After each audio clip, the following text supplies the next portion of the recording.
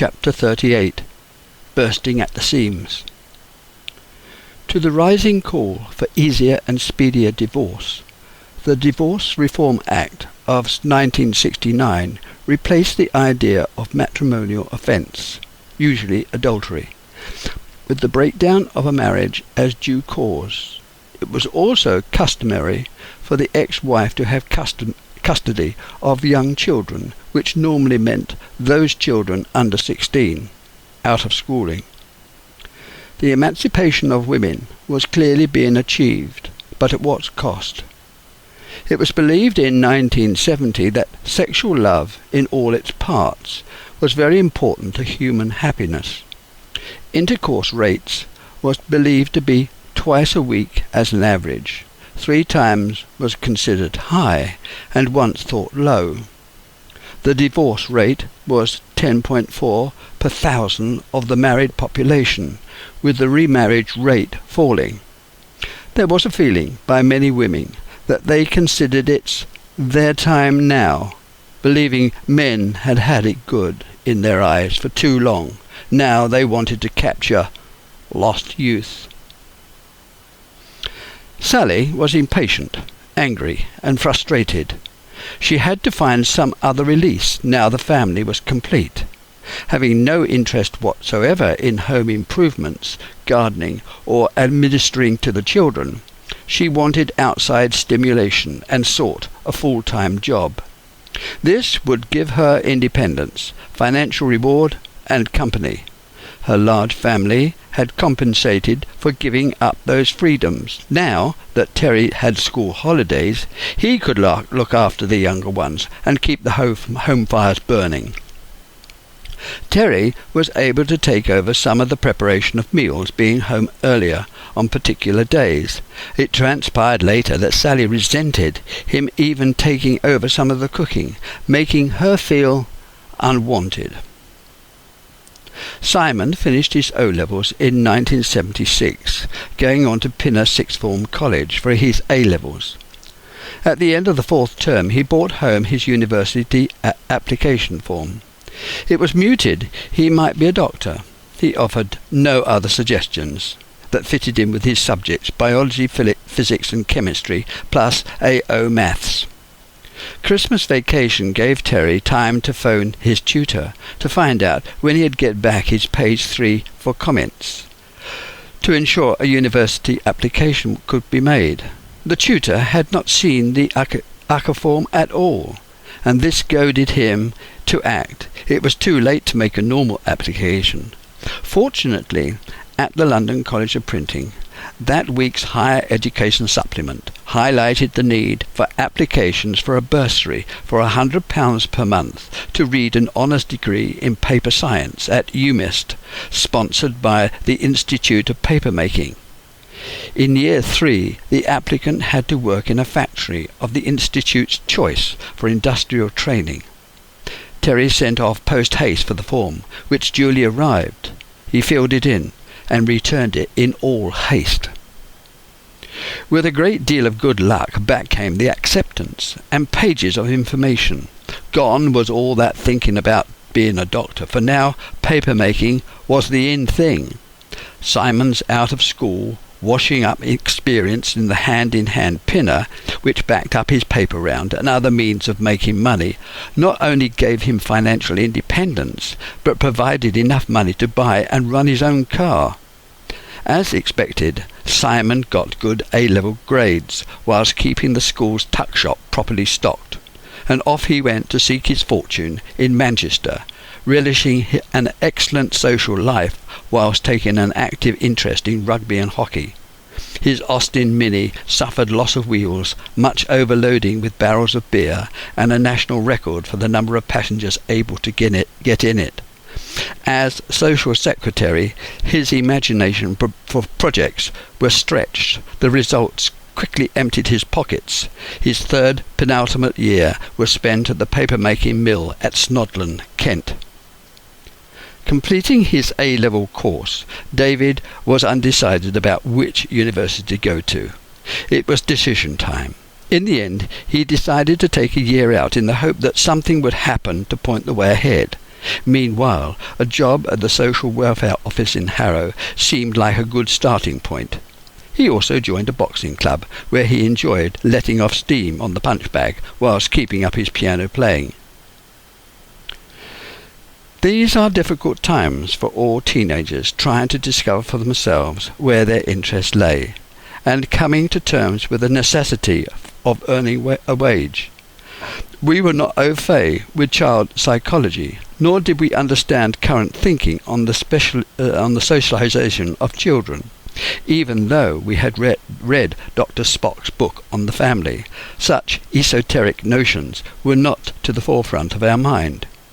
Every day now brought new challenges. Young children are very demanding on both time and energy. Self-imposed pressures can have an enormous influence on all, especially young children, making them feel unwanted and uncared for. Rachel was 16, coming on 17, just like the song. She toyed with the idea of attending a secretarial college, making office work her career. There were no pretensions about doing A-levels, wanting only to remove herself of the confines of study and exams, boyfriends, and having a so-called good time, far more important in her eyes than stuffy old education. The three girls were sleeping together in one room, with little or no privacy. This was causing problems, lack of privacy and personal space. Rachel, the eldest, demanded the others should act according to her wishes, should defer to her. They should behave as if they were unwanted ghosts, making about the same noise, creating the same amount of dust.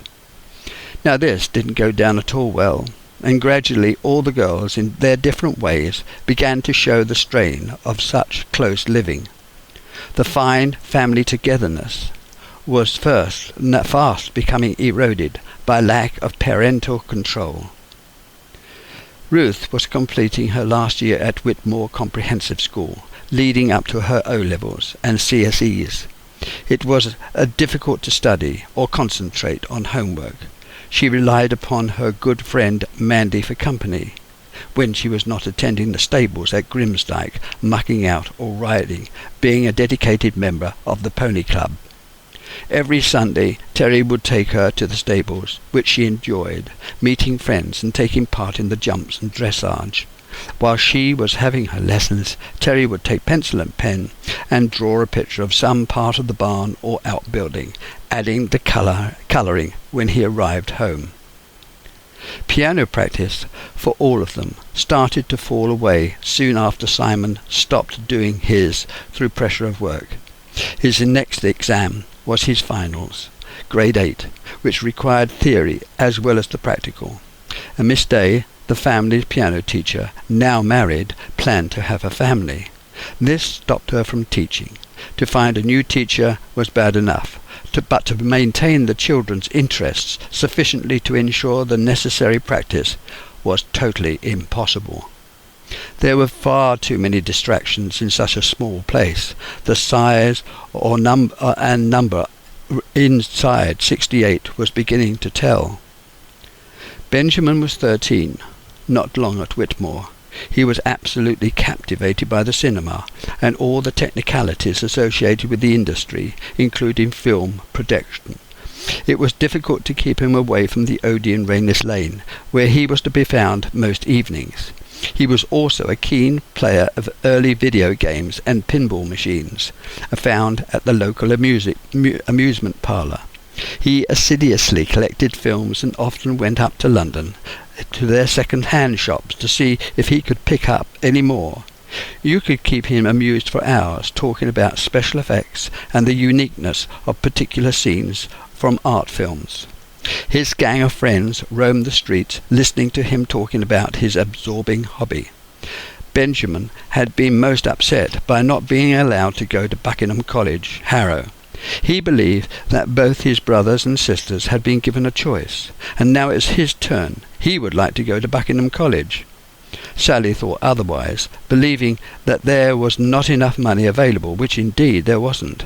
The payments for Rebecca's school fees insurance plan was difficult enough to pay as it was. Terry was all for him going, though, that a way should have been found, if it was thought important enough.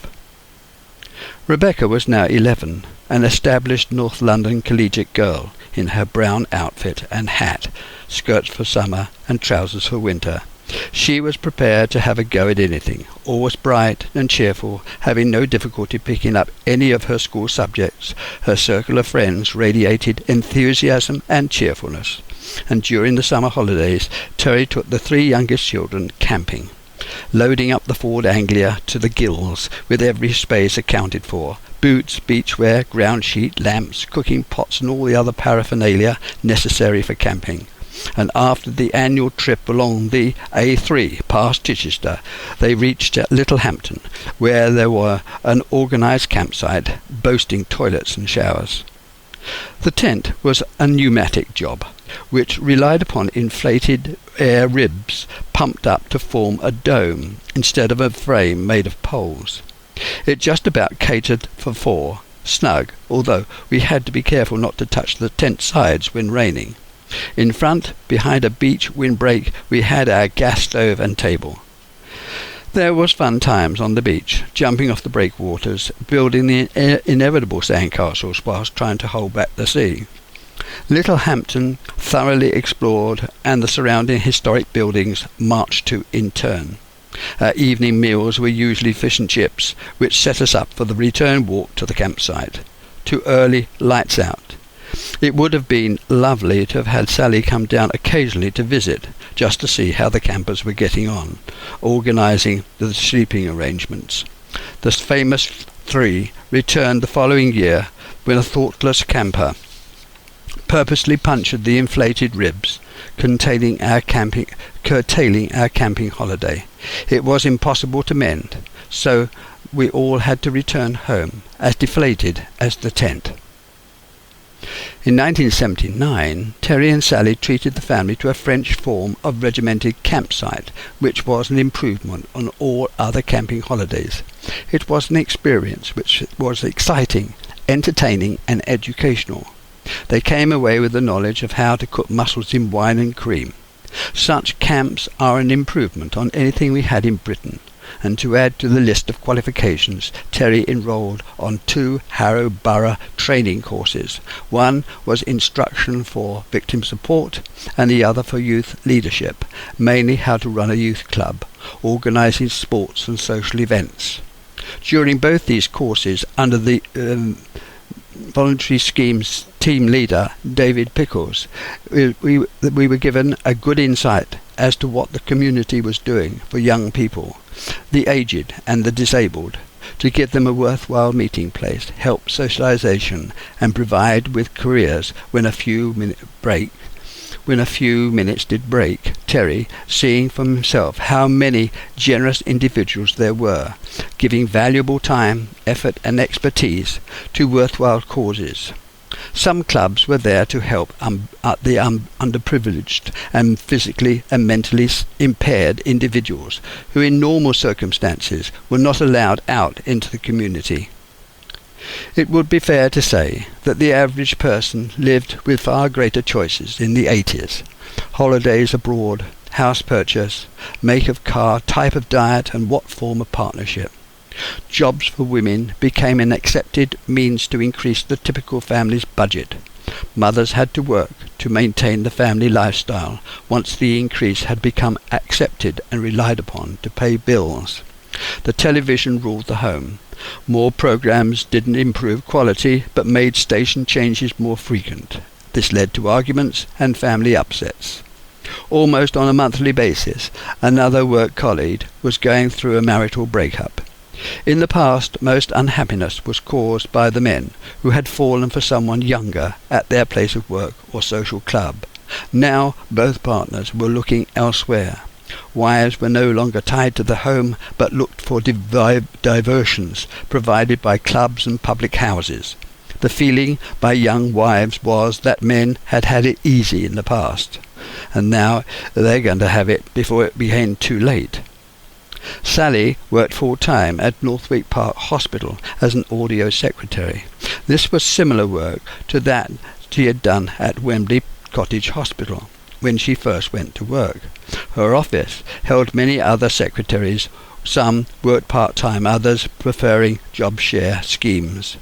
The workforce split into groups, concentrating on particular complaints and illnesses. Sally's area was arthritis and rheumatism, and over a period had become very knowledgeable and sympathetic to those who suffered from those debilitating illnesses. Having been a member of the British Red Cross, she knew about first aid, minor accidents and medical trauma. Northwick Park was a large teaching hospital, had clubs and societies associated with medical charities. The chairman of the Arthritic and Rheumatism Club asked Sally if she would like to be the club's secretary. Whilst acknowledging her expertise, he admitted that the club was desperate because they couldn't find anyone with the necessary experience. She was persuaded, devoting much time and energy to the cause, even to the extent of frequently fundraising, organising social events. These took up a lot of time and became more and more important to her, taking her out in the evenings, most nights in fact, including weekends, fulfilling her extra charity work. Terry was happy that she was finding a way to defeat her boredom. And that Christmas Eve in 1980, Sally came home late from a social gathering. Terry had been pacing up and down after seeing the children to bed, and as it got later and later, he began to get increasingly worried. When at last Sally did come home, he questioned her about why she was so late, especially on being Christmas Eve, when everybody else wanted her to be home. The answer he received was not what he was expecting. It was to alter all their lives forever.